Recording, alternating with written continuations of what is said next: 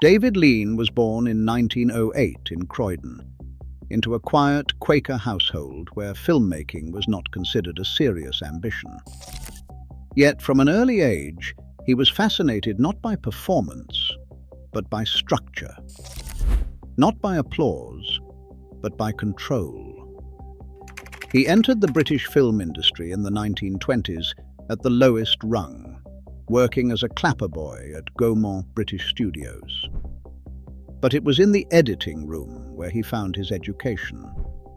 There, surrounded by strips of celluloid, he learned the grammar of cinema. He learned that timing could create emotion, that a cut placed a fraction of a second earlier could change meaning entirely. Editing trained him to think in rhythm.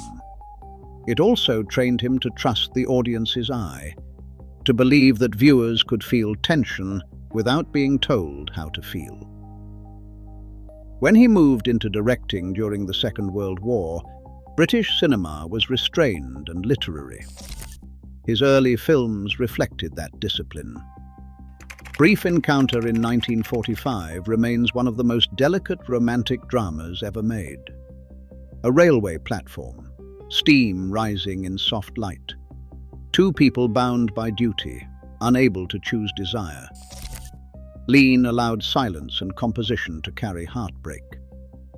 The final goodbye beneath Rachmaninoff's Piano Concerto No. 2 is controlled, almost quiet, yet devastating. It is a moment built entirely on restraint, and that restraint became his signature. He followed with Great Expectations in 1946, transforming Dickens into atmosphere. Fog rolls across marshland. A convict appears like a ghost. Lean was already using environment to heighten emotion. Even in black and white, his frames felt expansive. These early films were intimate, but the seeds of scale were present.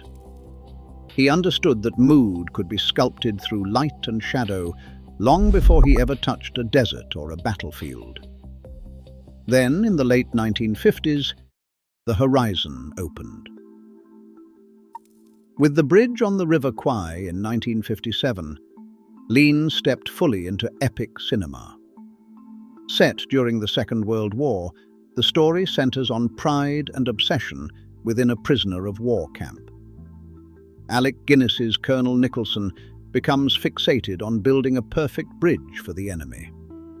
Lean frames him against the structure itself, turning wood and steel into symbols of ego. The film won multiple Academy Awards and established Lean internationally. It also revealed his fascination with characters who mistake stubbornness for honor. But it was Lawrence of Arabia in 1962 that defined him. The desert stretches endlessly. A tiny figure appears in the distance, shimmering in heat. Lean allows the moment to unfold slowly, trusting the audience's patience. The match, cut from a blown flame to a desert sunrise, became one of the most famous transitions in cinema history. Here, scale and psychology merge. The vast landscape reflects T.E. Lawrence's ambition and fragmentation. Spectacle is not decoration.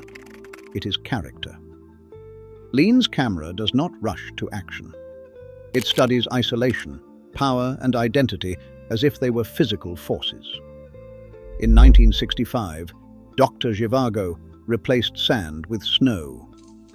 Love unfolds against revolution. Frozen landscapes mirror emotional isolation. Maurice Jarre's sweeping score lingers long after the film ends. Once again, Lean placed individuals against history itself. He allowed personal longing to unfold inside political upheaval, proving that epic storytelling could still be intimate. His epics were roadshow events, overtures, intermissions, programs handed out in theaters, cinema as ceremony. Audiences did not simply attend a Lean film, they experienced it as something grand and deliberate, something meant to be absorbed rather than consumed quickly. Yet by the early 1970s, the industry was changing. New Hollywood favored speed and grit. Lean's deliberate pace felt old-fashioned to some critics. After Ryan's Daughter in 1970, he entered a long period of silence. For 14 years, no new film emerged. The director, who once commanded sweeping landscapes, now faced an industry that moved faster than he ever wished to. But influence does not depend on productivity. Younger filmmakers studied his compositions, the solitary figure against a vast horizon, the slow build toward inevitability, the belief that image can carry emotion without explanation. His work became a blueprint for epic storytelling. Even directors who favored faster styles borrowed from his sense of scale.